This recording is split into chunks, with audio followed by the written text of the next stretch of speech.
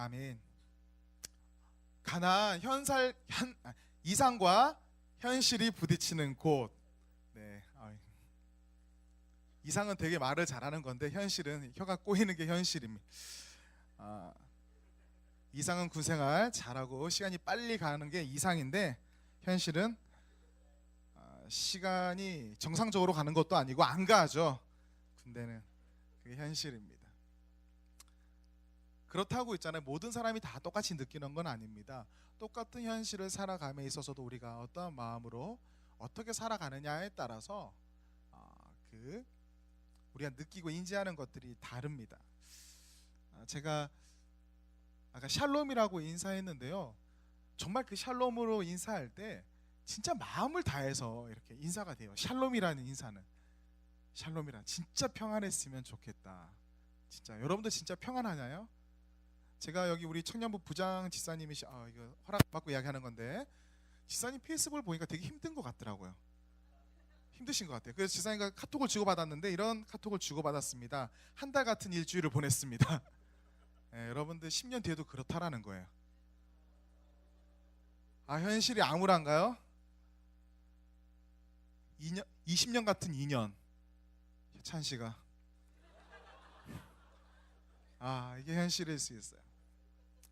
예, 저도 뭐 가끔씩 그런 거 느낍니다. 어떻게 우리가 어떤 마음으로 살아가야 되느냐. 제가 지난주에 건강검진을 태어나서 처음 받아봤어요. 태어나서 처음 받았는데 제가 젊잖아요. 젊으니까 뭐 그동안 받을 생각도 없었고 뭐 나오겠어? 이런 마음으로 갔어요. 건강검진 할 때 어떤 기분이냐면 오해하지 마세요. 저는 이제 교회에서 근무를 하잖아요. 교회에서 일하고 교회에서 생활하는 거 되게 행복합니다. 근데 그날 하루 쉰다라는 느낌으로 건강검진을 갔어요. 왜냐 하루 교회 안 오고 병원으로 가니까 교회에 오는 게 더 좋다라는 것을 깨닫게 됐어요. 가서 검사 받았는데 이제 대장 내시경, 위내시경 막 이런 걸 하는데 끝나고 나서 그 말로만 듣던 뭐가 발견됐다라는 거예요. 흔히 어른들 뭐 할 때 발견돼서 잘라냈다고 하잖아요. 근데 그게 이제 대장과 위장 위에서 두 개가 발견돼서 그걸 제거했다라는 거예요. 그리고 또 다른 대장에 뭐가 또 발견돼서 아마 정밀 검사 받아야 될 수도 있다. 이렇게 이야기를 들었어요. 갑자기 슬퍼지죠. 그래서 몽롱했어요. 이렇게 제가 그때 마취를 하고 나서 좀 몽롱한 상태에서 마지막에 하는데 몽롱한 상태에서 그런 이야기를 하더라고요. 그래도 양성일 거예요. 걱정하지 마세요. 이렇게 말하는 거예요. 양성 반대가 뭐예요? 음성. 악성이죠. 악성. 보통 이제 악성 종양 이렇게 제가 보통 악성 종양은 아니겠죠. 이렇게 말해야 되는데 똑같이 말했어요. 음성 종양은 아니겠죠. 그러니까 간호사가 막 웃더라고. 되게 심각했다 간호사 빵 터졌어요.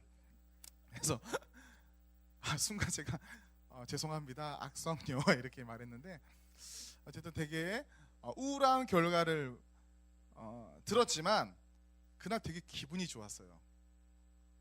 여러분들이 어떻게 생각하는지 모르지만 키가 1.9cm가 컸더라고요. 그 뭐 두 개 잘린 거는 뭐 자르면 되는 거고 키가 컸더라고요. 173.9cm였거든. 제가 알기로는 제 키가요. 근데 이제 종합병원에서 검사를 했는데 175.9가 나온 거예요. 그러니까 2cm예요. 2cm. 허리를 오다리가 펴졌나 하면서 되게 기분이 좋은 거예요. 뭐 떼낸 거는 그러니까 순간 어떤 생각이 들었냐면 내가 어떤 생각을 하느냐에 따라서 되게 다르구나. 아까 그것에 집중했으면 되게 우울했을 텐데 키 큰 게 앞으로도 클 수 있구나. 이런 가능성이 보이더라고요. 그래서 기분이 되게 좋았어요. 와서 딸한테 이야기했습니다. 아빠 키는 이제부터 176이야. 175.9는 176이나 마찬가지잖아요. 그러니까 아빠 키 물어보면 176이라고 꼭 말해야 돼? 뭐 그게 잘못 나왔든 안 나왔든 저는 믿기로 했어요. 176, 175.9야? 근데 옆에서 듣던 아내가 이렇게 이야기하더라고요. 머리가 2cm 큰 것 같다고요. 그 이야기를 듣는 순간 다시 또 급격하게 또 우울해지더라고요. 나 제가 다리가 더 길어졌다고 그러니까 내가 생각했던 이상은 다리가 길어졌다고 생각했어요. 당연히 키가 컸으니까. 근데 아내가 뒤에서 아빠 머리가 2cm 커졌어 이러더라고요. 갑자기 또 우울해지더라고요. 똑같은 상황인데 우리가 어떻게 여기느냐, 또 어떻게 생각하느냐 다른 것 같습니다.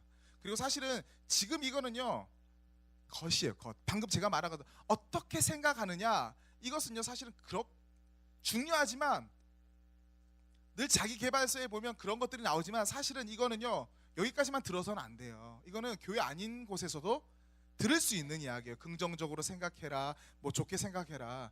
그러면 진짜 우리가 현실과 맞부딪혔을 때 우리는 어떻게 살아가야 되느냐, 어떻게 해야 되느냐 진짜 곰곰하게 생각해 봐야 된다는 거예요.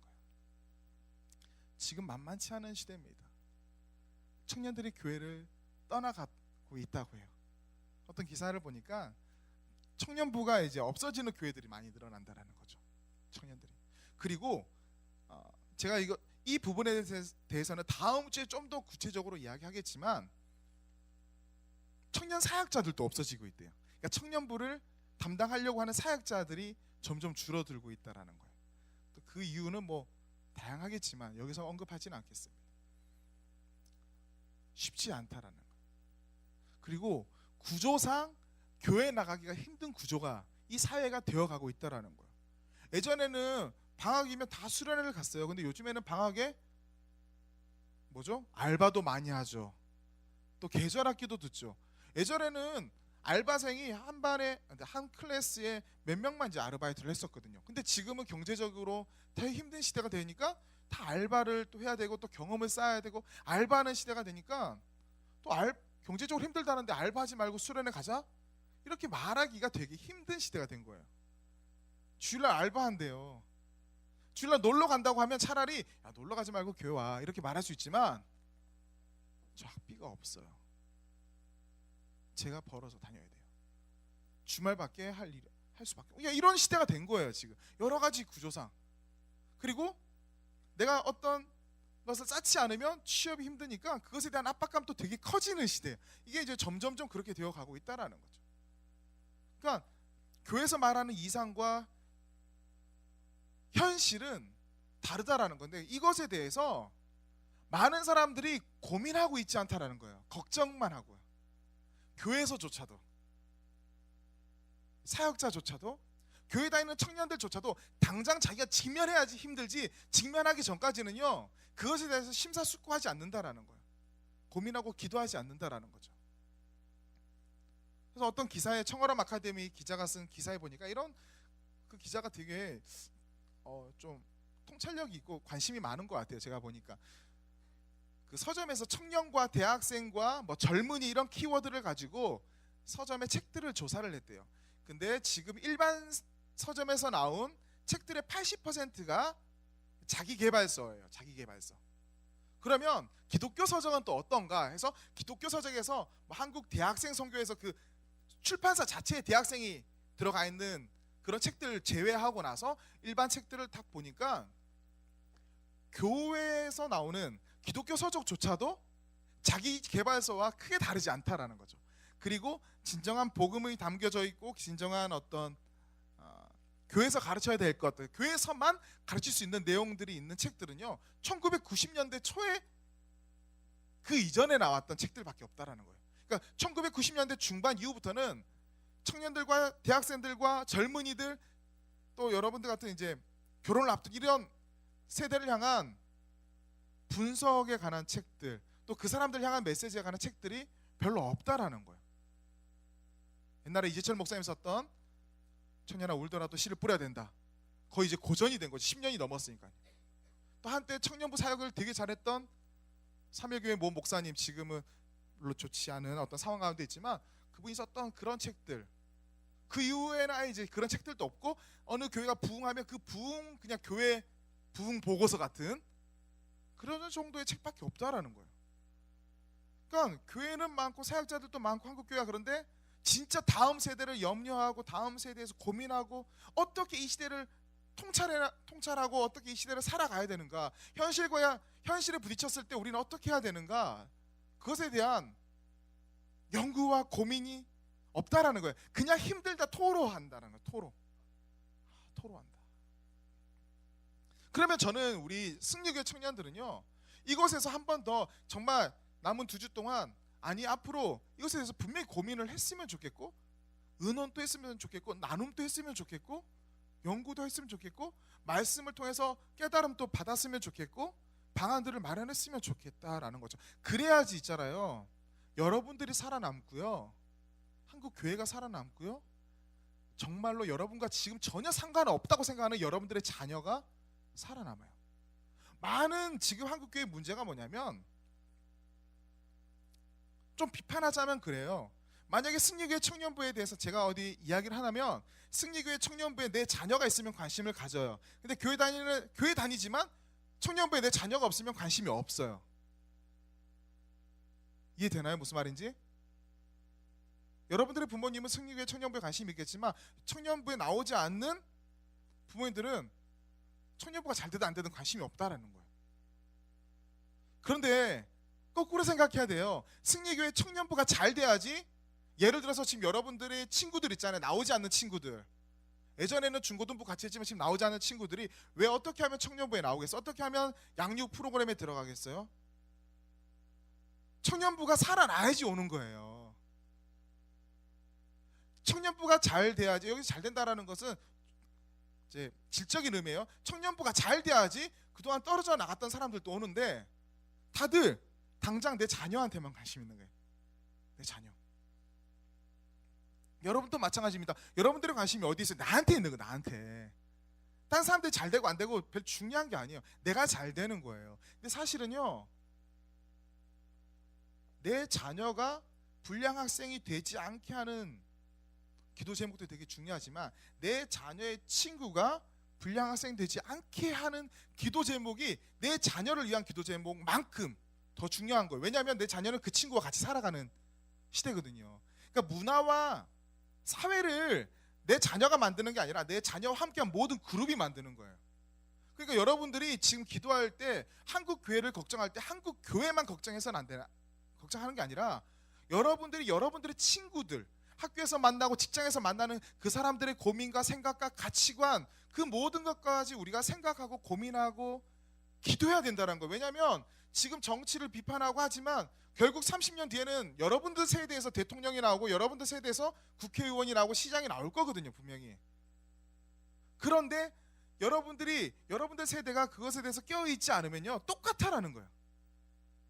이기적이다, 자기들만 생각한다, 국회의원들 향해서 자기들 가족만 생각한다, 정치도 다 그렇게 한다. 여러분들이 그렇게 안 돼야 된다라는 거예요. 그렇게 안 되는 세상을 만들기 위해서 여러분들이, 우리는 어떻게 지금부터 마음을 다져야 되고 어떻게 신앙적으로 살아야 되는가라는 거죠. 초등학교 앞에 유흥가 있어요. 근데 왜 못 없애요? 여러 가지 이유가 있다니까요. 바로 경찰서 앞에도 유흥가 있어요. 바로 앞에요. 불법 유흥가들은 경찰서 앞에도 있어요. 근데 왜 못 없애요? 다 이유가 있다니까요. 근데 그것에 대해서 그 싫어만 하는 게 아니라 진짜 관심을 갖고 왜 그 사람들이 못 바꾸는지에 대해서 여러분들 생각할 수 있어야 돼요. 깨어 있어야 된다는 거예요. 여러분들 다음 세대, 여러분들이 이끌어 나가야 될 세대, 여러분들이 이제 꿈과 비전을 더 키워야 돼요. 하나님의 마음을 가지고. 그냥 내가 취업하는 것, 당연히 그게 고민이 되죠. 그거 하지 말라는 게 아니에요. 근데 그것을 넘어서야 된다는 거예요. 넘어서야 된다는 거죠. 지금부터 여러분들 별 고민 없을 때, 대학교 1학년 때 별 고민 없는 거예요. 여러분들 96기 지금 고민 많아요? 되게 많은 것 같은데, 이런 말 하기 좀 그렇지만 앞으로 더 많아져요. 그러니까 더 많아지기 전에, 더 현실에 부딪히기 전에 지금부터 단단하게 해놓지 않으면요, 나중에는요, 아무런 고민 없이 하다가 나중에 딱 막상 부딪혔을 때 선택하라는 거예요. 그럼 여러분들 세상을 선택할 수도 있어요. 그게 타협이에요. 타협이에요.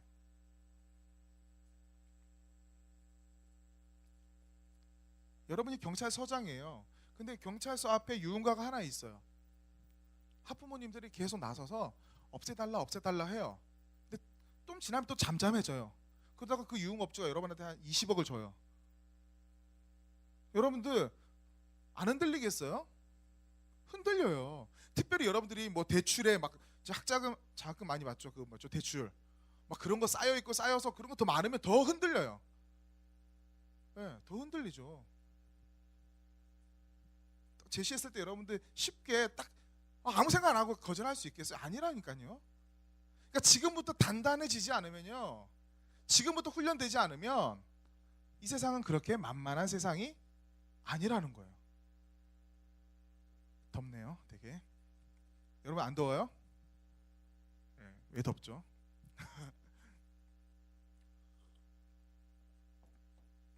우리가 읽은 본문은요, 여호수아서예요. 여호수아서. 여호수아하면 가장 많이 생각하는 게 이게 전쟁이에요. 전투예요. 전쟁과 전투. 이스라엘 백성들이 이제 가나안 땅으로 들어가는데, 들어가서 그 가나안 민족이 거기 살고 있으니까 점령해야 되는 전투 이야기가 되게 많이 나옵니다. 이스라엘 백성들이 수백 년 전에 선조 아브라함에게, 이삭에게, 야곱에게 하나님께서 약속했던 그 땅을 정복하고 그곳에서 정착하는 이 일은 정말 멋지고 아름다운 일입니다. 그런데 여러분들 한번 생각해 보세요.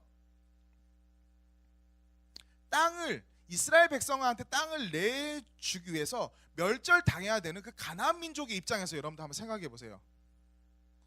그 사람들 입장에서는요, 이해하기 어려워요. 받아들이기 되게 어렵다라는 겁니다. 제3자 입장에서 우리가 여호수아서를 봐도요, 가끔씩은요 심기가 불편할 때가 있어요. 여호수아서를 보면요. 그래서 일부 주석가들은 이렇게 이야기합니다. 여호수아서를 반인륜적인 책이라고 말하고 몰상식하고 잔인한 책이라고 말하는 사람들도 있습니다. 인류의 화합과 평화를 추구하는 크리스찬들에게 별로 도움이 되지 않는 책이다 라고 말하는 사람들도 있습니다. 그러면 하나님께서는 여호수아서를 통해서 우리에게 하시고자 하는 이야기가 무엇인지 우리가 고민하고 하나님께서 주시는 메시지를 우리가 거기서 받아들여야 돼요. 빼와야 된다는 거죠. 사실 여호수아서를 주의 백성들이 무력으로 불신자들을 짓밟고 착취하는 일을 강요하고 묵인하는 책으로 여겨서는 절대 안 됩니다. 여호수아서는 전쟁 이야기와 분배 이야기로 나눠져 있거든요. 따라서 전쟁, 분배. 그래서 사실은 중요한 건 이 분배 이야기예요. 이 분배를 위해서 이 전쟁 이야기는요, 하나의 전제 조건, 소론이 됩니다. 여호수아서는 이스라엘이 하나님의 약속에 따라 땅을 차지하게 된 그 일을 역설하고자 합니다. 후반부로 가면 갈수록 하나님의 신실하심을 강조하는 책이 여호수아서입니다. 여호수아서는 전쟁을 통해서 죽은 수많은 가나안 사람들한테 그 초점이 맞춰지지는 않습니다. 그러면 우리는 조금 더 구체적으로 이 여호수아서에 나오는 이 전쟁을 우리가 어떻게 이해하고 받아들여야 되는가? 왜냐하면 여러분들 교회에서 신앙생활하고 세상 속에서 나가서 살려고 하면요, 부딪히게 되어 있어요. 부딪히게 되어 있다니까요. 그래서 자주 사용하는 단어가 영적인 전쟁이에요. 영적인 전쟁. 그래서 영적인 전쟁을 어떻게 우리가 해 나가야 되는가? 전쟁 단어만 들어도 조금 뭔가 거북한데, 아니면 내가 어떻게 타협을 해야 되는 것인가? 어떻게 조화를 이루어 나가야 되는 것인가? 이 여호수아서를 통해서 우리는 알 수 있습니다.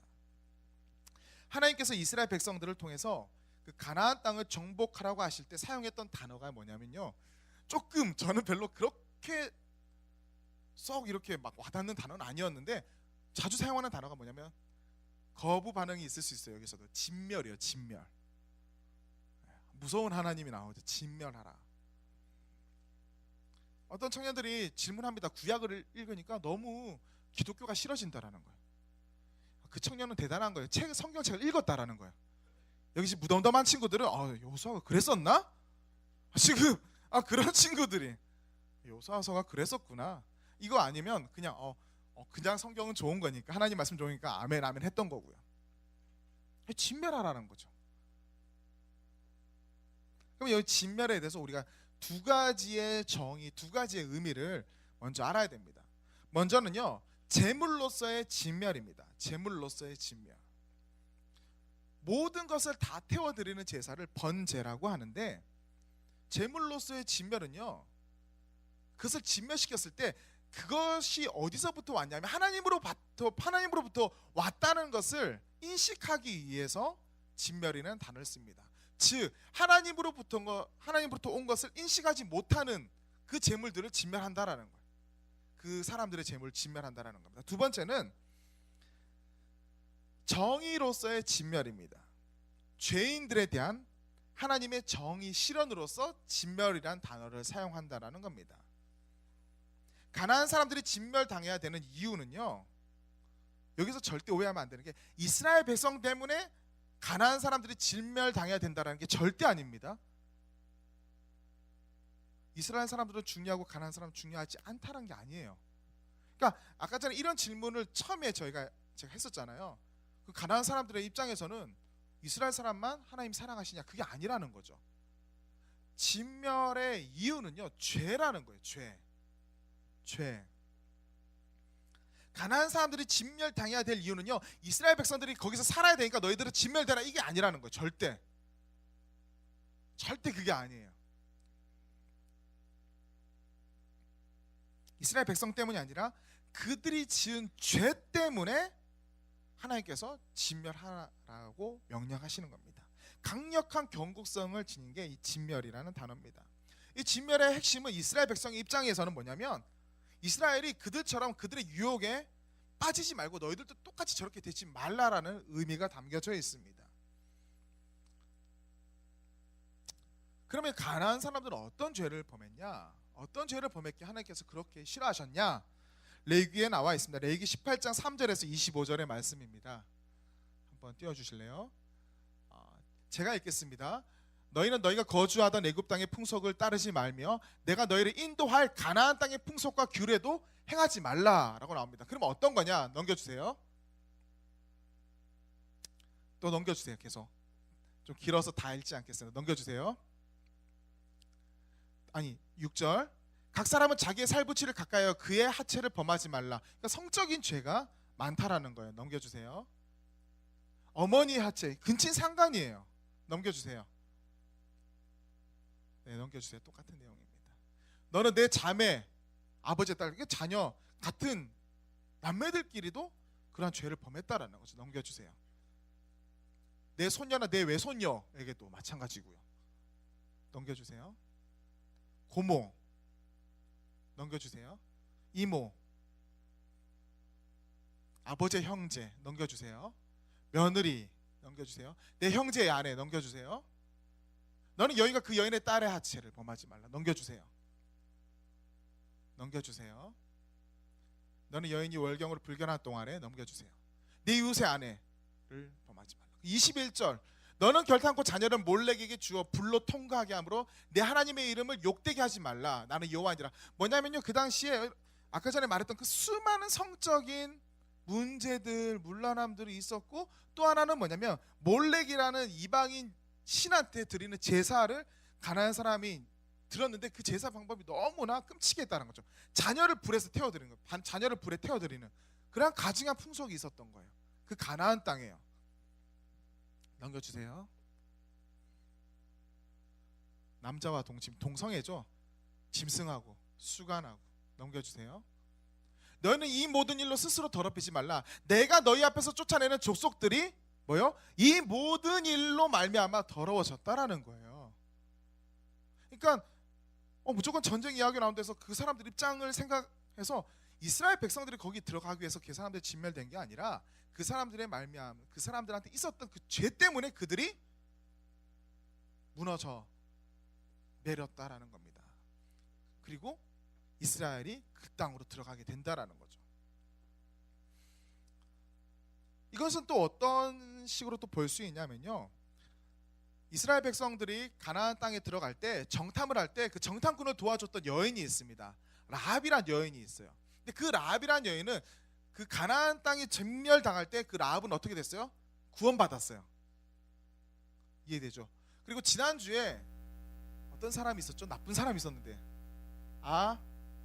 아간이라는 사람이 지난주 제가 설교 때 이야기했었잖아요. 그 아간이라는 사람은 가나안 사람이 이스라엘 사람이에요?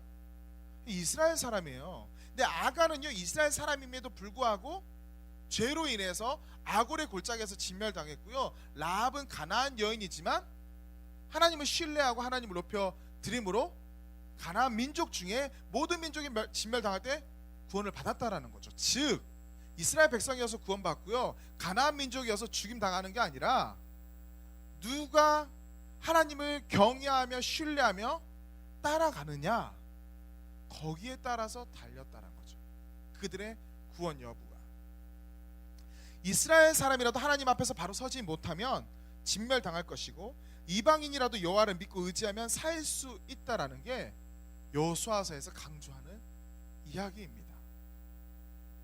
그리고 오늘 우리가 읽었던 23장, 24장은요, 여호수아가 이제 나이가 들어서 전쟁이 끝나고 분배도 끝나고 나이가 들어서 죽기 직전에 하는 유언적인 설교, 유언이에요. 유언. 두 번의 유언하는데 그게 23장과 24장이에요. 오늘 뭐라고 말하냐면, 스스로 조심하여서 너희 하나님을 너희 하나님 여호와를 사랑하라. 그리고 이 민족들을 가까이하며 더불어 너무 가까이해서 그들한테 있던 그 문화와 그들한테 있었던 잘못된 이런 앞에 읽었던 이런 것들을 받아들여서 그것이 너의 옆구리의 채찍과 눈의 가시가 되지 말게 하라는 거죠. 타협하지 말라라는 거예요. 그래서 진멸하라는 겁니다. 그 사람을 진멸하는 의미를 넘어서서 그들이 가지고 있는 잘못된 사상과 세계관과 그 문화를 따라가지 말라라는 거예요.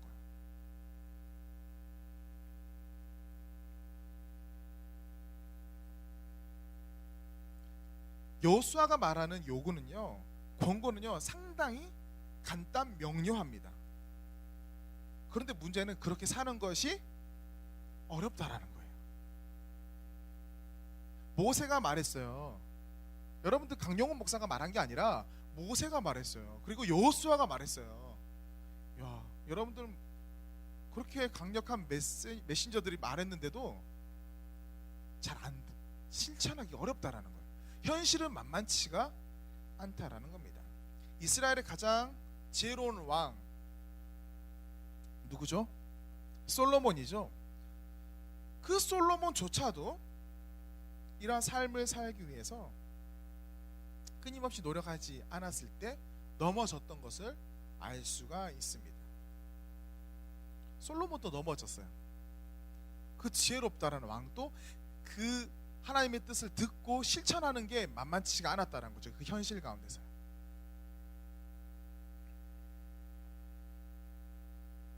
하지만 그럼에도 불구하고요, 이러한 삶을 살기 위해서 끊임없이 노력하는 것, 그것은 너무나 가치 있는 일이고 반드시 우리가 해야 될 일이라는 겁니다. 세상은 계속해서 우리로 하여금 타협을 요청합니다. 이 세상은 그래요. 앞으로도 그럴 거예요. 그런데 우리가 얼마나 타협하느냐, 얼마나 그것에 손을 대느냐, 그것이 잘못됐다가는요, 여러분들의 삶의 옆구리에 올무가 될 수 있고 눈에 가시가 될 수 있다는 겁니다. 근데 그걸 끊기가 어렵기 때문에 여러분들 끊임없이 노력해야 된다는 거예요. 끊임없이 노력해야 돼. 신앙은요, 그냥 유지될 수 있는 게 아니에요. 교회 예배를요, 한 달만 안 드려보세요. 여러분들 하나님 잊게 돼요. 한번 시험해 보시려면 해보세요. 저한테 말하고, 왜냐면 4주 뒤에 찾아가야 되니까. 안 오면 이제 그때 찾아가야 되니까. 말하고 한번 시험해 보세요. 진짜 한 4주 정도, 한 5주 정도 저 교회 안 나오겠습니다. 5주 뒤에 안 오면 찾아오세요. 저 찾아달라고 말해주고 가요. 진짜 쉽지 않아요. 왜 예배를 여러분 빠지지 말라고 말한 줄 아세요? 기도하기를 힘쓰라고 말한 줄 아세요? 셀 모임 왜 들어가라는 줄 아세요? 사실은 혼자서 신앙생활 잘한다고 말할 수 있는 사람은 아무도 없어요. 셀 모임에 가서 내가 어떤 것을 막 양육받고 이런 것도 되게 중요해요. 사실은. 그런데 있잖아요, 내가 사라질 때 나를 붙잡을 수 있는 누군가가 더 있다라는 게 진짜 중요한 거예요. 사실은. 왜냐하면 우리는 쉽게 넘어지거든요. 쉽게 넘어지거든요. 그러니까 목회자들이 왜 넘어지는 줄 아세요? 근데 곰곰이 생각해봤어요. 왜냐하면 교회 욕먹는 게 다행히 목회자들 때문에 욕 많이 얻어먹으니까 요즘 뉴스 보면. 근데 생각을 해보니까 목회자들은 붙잡아주는 사람이 없어요. 다들 잘하겠구나 생각하는 거죠. 그리고 가서 쉽게 말할 수 없는 거예요. 잘 못하고 있는 것 같은데도 말하기 어려운 거예요. 여러분들 제가 기도도 안 하고 말씀도 안 보고, 목사님 설교 들어보니까 영 기도 안 하시는 것 같아요, 이렇게 말할 수 없다는 거. 잘. 그렇다고 하지 마세요. 되게 소심하니까. 그러니까 기도하세요. 이렇다, 이게 현실이. 그러니까 목회자들 넘어질 수밖에 없구나. 이게 높아가면 높아갈수록 왜냐하면 말해주는 경고를 무시하고 안 듣거든요. 교만한 거거든요. 절대 아무도 누구도 현실 속에서 하나님만 그렇게 붙잡는 거 생각보다 쉽지 않다라는 겁니다. 그래서 저는 여러분과 하나 제시하고 싶습니다. 청년부에서 하나 제시하고 싶습니다. 그러니까 다음 주 또 다른 이야기를 하겠지만 같이 고민하는 청년들이 됐으면 좋겠어요. 어떤 수련회 가서 확 뜨거워져서 감정이 막 뜨거운 상태에서 이게 살라는 게 아니에요. 수련회는 나름대로 은혜가 있고요. 또 평소 삶 가운데서도 이런 것들에 대해서 좀 나누고 고민하고 고뇌하고 이런 것들이 있어야 된다는 거예요. 지금 요즘 지사님들이 저 윗마을 세일에 들어가서 나눔하는 거 있잖아요. 저는 어떤 걸 좋아하냐면 가서 진짜 힘들었나 요즘에 지사님들 그렇게 말하는 것도 난 좋다고 생각해요. 왜냐하면 알아야 되거든요. 여러분 준비해야 되거든요. 어떤 세상인지. 여러분들 윗마을들 되게 힘들어요. 저 브릿지는 이제 취업만 하면 되겠다 생각하죠. 회사를 당장 때려치고 싶은 윗마을들이 얼마나 많은지 몰라요. 진짜예요. 이직하고 싶은 사람들이 정말 많아요. 이직하고 싶은 사람들이.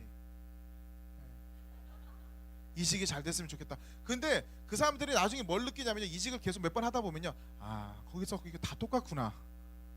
그럼 이제 거기서부터 뭐냐면 이제 생존적으로 살아가는 거예요. 생존. 자녀가 생기고 그때쯤 되면요. 그러니까 자녀 때문에 이거 뭐 포기할 수도 없고 나 혼자 사는 것도 아니고 자녀가 생기니까. 그 4월 주제가 뭐냐면요, 4월 주제가 이미 나왔어요. 생존이냐 생명이냐예요.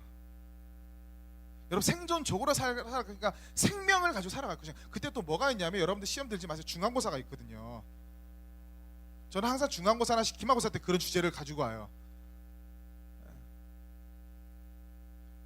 이제는요 그래요. 진짜 청년부들 각 교회들이 그래요. 사역자들이 뭐라고 말하냐면 중간고사니까 당연히 예배를 빠지는 것에 대해서 사역자들이 당연하게 생각해. 나 미치겠어요.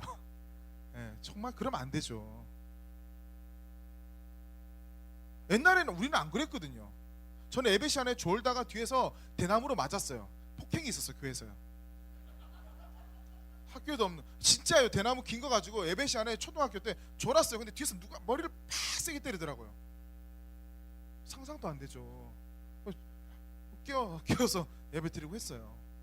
근데 요즘에는요 이런 말 하시면 다 물렁물렁해요. 다 이해해주고 받아주고.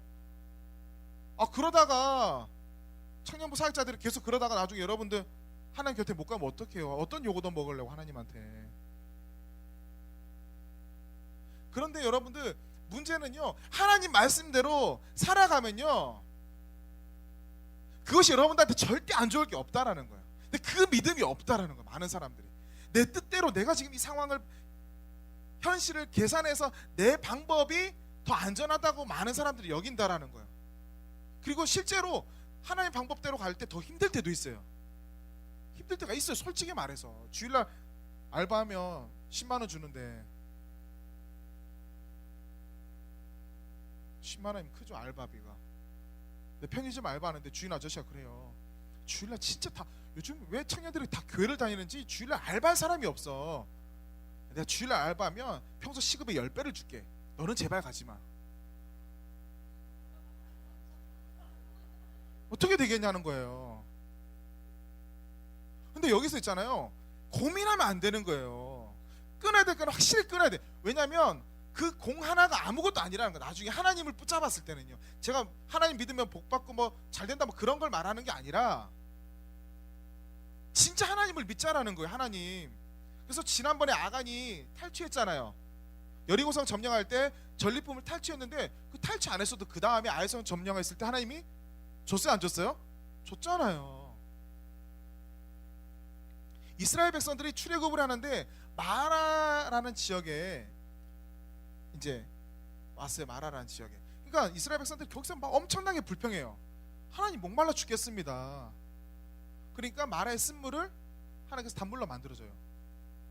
근데 조금만 지나가니까 뭐가 있었어요? 엘림이 있었어요. 엘림은 오아시스예요. 괜히 민망하죠.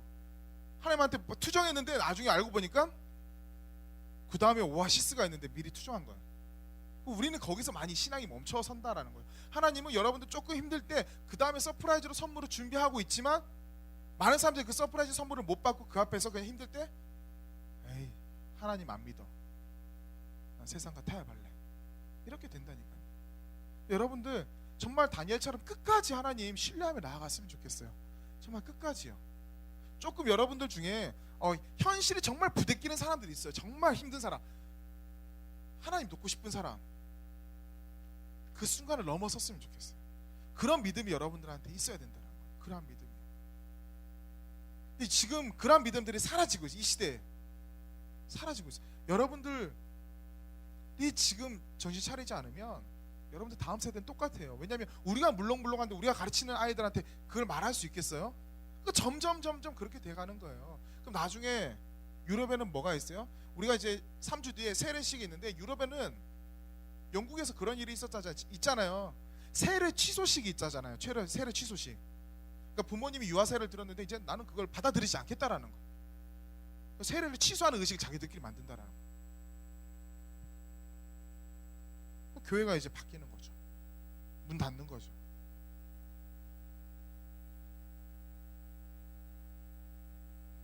네, 이게 마지막 때가 가까우면 그런 거예요. 그래서 죽을래 살래 이게 아니에요. 이런 게 아니에요. 차라리 있잖아요, 죽을래 살래보다 더 어려울 수도 있어요.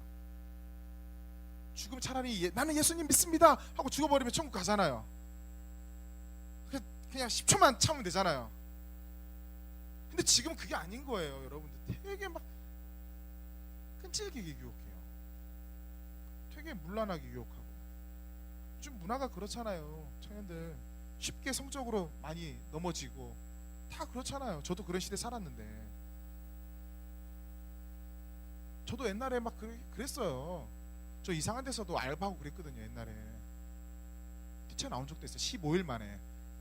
내 안에 그래도 하나님께서 주신 양심이 있어서. 근데 거기 있었으면 지금 여 자리 없죠. 지금 그때 뭐가 좋아서 그랬는지.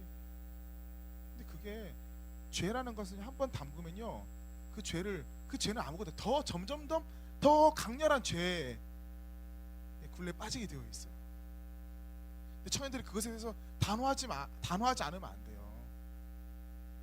지금 청년들 되게 성령 충만한 것 같아요. 예전에 설교했어요. 제가 무슨 힘든 일이 있거나 사단이 날 유혹할 것 같으면요, 문자 보내라고 했어요. 목사님, 저 지금 사단이 저를 유혹하고 있어요. 저를 위해서 기도해 주세요. 이렇게 문자 하라고 했는데 그 설교 기억나요? 한 번도 그런 문자를 받아본 적이 없어요. 다 성령 충만한 것 같아요. 진짜예요. 힘들면요, 진짜 막 이상한 유혹이 있으면요, 그래도 만나서 조금 같이 빠질 것 같은 사람 말고 같이 빠질 것 같은 사람 말고 좀 안 그럴 것 같은 사람한테 그래도 전화해서 이렇게 좀 요청도 하고 해야 돼요. 살아남아야 되거든요. 살아남아야 돼요. 제가 그 문자를 딱 한 번 받아봤어요. 태어나서. 지금 소망교회 청년부에 사역하고 있는 목사님, 제 친구인데, 그 친구가 그랬어요. 용훈아, 사단이 날 지금 유혹한다. 제발 좀 기도해줘. 그때 청년 때. 지금 멋진 사역자가 되어 있죠. 진짜. 왜냐하면 살아남아야 되거든. 솔로몬도 있잖아요. 넘어졌다라는 거예요. 현실의 상황이 우리에게 타협을 요구하지만 스스로 조심하여 하나님의 뜻에 따라 살아가야 된다는 거죠. 저희가 할 수 있는 것, 예배 빠지지 마라, 기도하자, 말씀 보자. 근데 그거 말고 또 다른 것들 우리가 개발해내고요, 더 그래야 돼요. 1990년대 초 이후로 세상은 급변하게 우리를 유혹하는 세상으로 바뀌어가고 있는데, 그것에 대처하는 책들이 없다라는 것은요, 엄청난 문제예요. 네. 교회도 한마디로 생존적으로 지금 교회를 유지하려고만 노력한다는 거. 많은 교회들이 교회 건물 지어놨으면 유지하려면 돈이 필요하니까 그 돈 되는 일들을 하고, 그건 뭐예요? 교회가 생존적으로 지금 바뀌고 있다. 아니에요. 절대 그거 아니에요. 교회는 세상을 변화시켜야 돼요. 노아의 방주로서의 사역만 하면 안 돼요.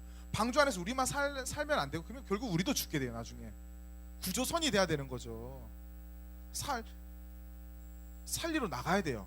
구해오면 또 좋아 여기 이제 더 이상 우리 이제 뭐 험난한 모험 하지 말자 이게 아니라 또 다시 나가서 험한 파도 속에 있는 사람들 또 구조해내고요. 이런 구조선이 돼야지. 그러한 역동성이 있어야 돼요. 그럼 어떻게 우리가 그 구조선의 역할을 잘 할 것인가에 대해서 우리가 진짜 기도하고 고민하고 셀별로 나누고 해야 되는 거예요. 그 목회자 한 사람만 따라서는 안 돼요. 그럼 프로그램만 발전하는 거예요. 그냥 눈에 보이는 그냥 정말 그냥 하나의 프로그램. 그 많은 프로그램들이 많아요. 무슨 뭐가 많아요. 거기 근데 많은 사람들이 가서 들어요. 근데 그것도 되게 좋은데 왜 듣겠어요? 새로운 게 없으니까.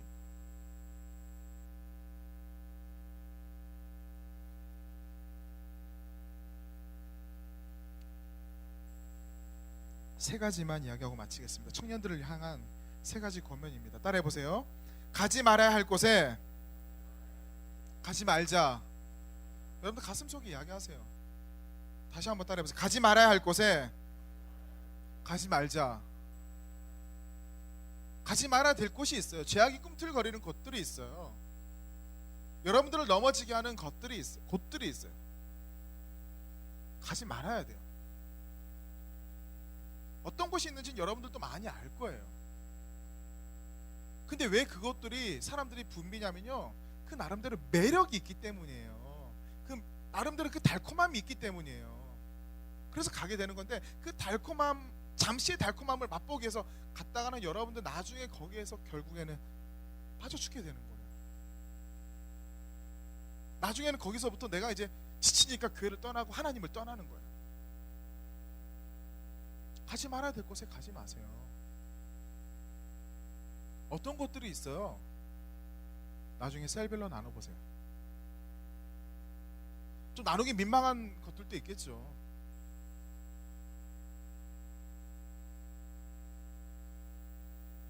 (4층) 올라오셔야 돼요. 저 2층 3층에 너무 많이 머물러 있으면 안 돼요. 비전센터 알겠죠?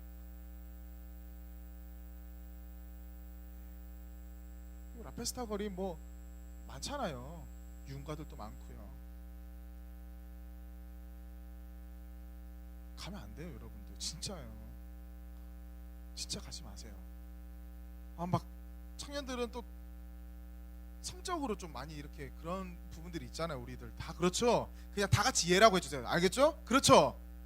예, 그래야지 안 드러나니까. 예. 근데 쉽지 않아요. 쉽지 않으니까 그냥 비전센터 오세요. 제 사무실 옆에 제가 옆에 앉아 있어요. 저도 좀 지켜주고 여러분도 지키고. 차라리 그게 나아요. 교회에서도 좀 그런 교회가 있어요. 근데 같이 서로 지키자라는 거예요. 서로 지키고. 많은 사람들 그것 때문에 많이 힘들어하거든요. 가지 말아야 될 곳에 절대 가지 마세요, 여러분. 두 번째 따라해 봅시다. 헛된 것을 향해 부르지 말라. 이 부르지 말라라는 말, 또 부르라는 말은 성경에 많이 나오는 단어인데요. 차카라라는 히브리어 단어인데, 부르다라는 것은요, 기억하다라는 의미가 들어가 있고요. 그 안에 마음에 두다라는 의미가 담겨져 있고, 제사에서 분양하다라는 의미도 그 안에 들어가 있어요. 그러니까 무언가를 부르다라고 했을 때 그것에 내가 마음을 줬다라는 거예요. 마음을 뒀다. 여러분, 헛된 것을 향해서 마음을 두지 마세요. 헛된 것을 향해서. 헛된 것을 향해서. 특별히 그것이 여러분들을 넘어뜨리게 한다면 그것으로부터 벗어나야 돼요. 마음을 두지 마세요.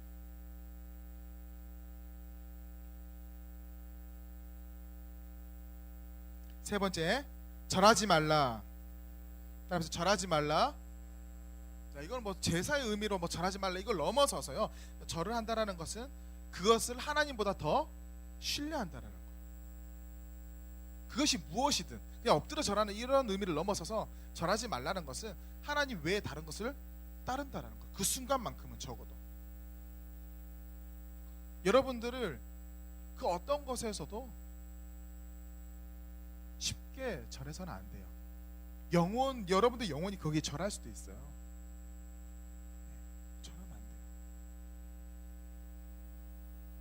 하나님 외에 다른 대상에 절대 여러분들 마음의 중심에 그것들을 놔두지 말고요. 여러분들 마음의 중심에 곧 하나님만 놔두시고 하나님을 모시면서 살아가야지 여러분들 세상 가운데 타협하지 않는 믿음의 사람이 될 수 있습니다. 그리고 나는 완전한 사람이 아니다라는 것을 인정하셔야 돼요. 그래서 부단히 우리는 노력해야 돼요. 노력해. 그게 성화의 과정이에요. 노력하지 않으면 퇴보되는. 이 시대는 그런 거예요. 한번 너 예수님의 이름으로 내가 영접했으니까 나는 이제 구원 받았습니다. 나는 예수님의 이름으로 구원 받았습니다. 말했으니까 그냥 구원 받는 게 사실 아니에요. 믿음으로 구원 받는 건 맞지만 그 믿음을 판단하는 분은 하나님이지 내가 절대 아니라니까요.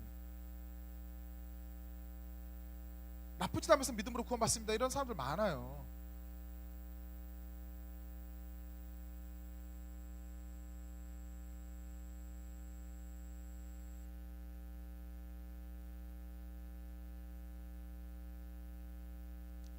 나 스스로를 위해서 그리고 이 세대를 위해서 다음 세대를 위해서 정말 여러분들이 고민하고 기도하고 또 성화되어야 됩니다. 진짜 빛이 되어야 되고요. 진짜 소금이 되어야 됩니다. 제가 잘못 말했네요. 여러분들은 이미 빛이에요. 이미 소금이죠. 소금이 되어라라고 말하지 않고 빛이 되어라고 말하지 않잖아요. 빛인데 빛을 발하지 않으면 안 되고 소금인데 소금이 맛을 내지 않으면 안 되는 거예요. 이미 여러분들은 소금이고 빛이에요. 그러니까 소금이 있어야 될 곳에 있고요. 빛은 빛이 해야 될 일들을 하는 거죠. 빛이 어둠이 좋아서 쫓아가면 안 된다라는 거예요. 소금이 맛을 낼 줄 알아야 돼요. 내 안에 있는 소금기 다 빼내면 안 된다라는 거예요. 학교 여학생들이 그 립스틱으로 발라가지고 그 거울에 막 이렇게 많이 붙였어요. 평소에 키스를 못하고 뽀뽀를 못하니까 그 거울에다가 막 이렇게 엄청 한 학생들이 있었어요. 여고생들 중에. 여러분들도 그랬어요? 안 그랬어요? 어쨌든 모 여고생들이 그랬어요. 립스틱 그래서 뿌뿌뿌뿌 이렇게 쫙 이렇게 막. 그러니까 선생님이 골칫거리예요. 이게 잘 안 지워지는가 봐요. 이게 지워지는 게 생각보다 어려운가 봐요. 저 립스틱 재료를 잘 모르겠는데 지우는 게 힘드네. 그 교장 선생님이 아주 지혜로웠어요. 방안을 하나 마련했어요. 주로 그 립스틱으로 장난쳐놓은 여학생들을 쫙 불렀어요. 불러가지고 화장실로 데려갔습니다. 이게 닦는 것이 얼마나 힘든 건지 보여줬어요. 그리고 그 청소하는 아주머니한테 이거 한번 평소 닦듯이 한번 닦아보세요 이랬어요. 그러니까 아주머니가 그 변기 닦는 거 있잖아요. 그 변기 닦는 그거 가지고 이렇게 밑대는 거예요. 그 여학생들 그 다음부터 했겠어요 안 했겠어요? 뽀뽀를? 안 했다는 거예요.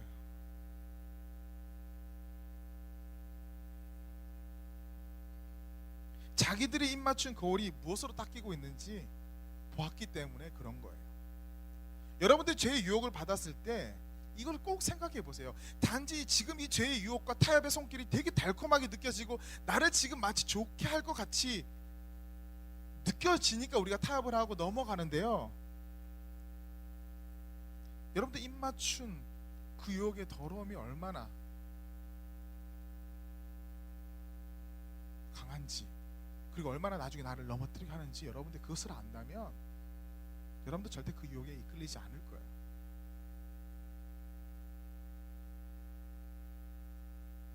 변기에 들어갔다 나온 이거 생각하세요. 그럴 때마다. 알겠죠? 우리 함께 기도하겠습니다.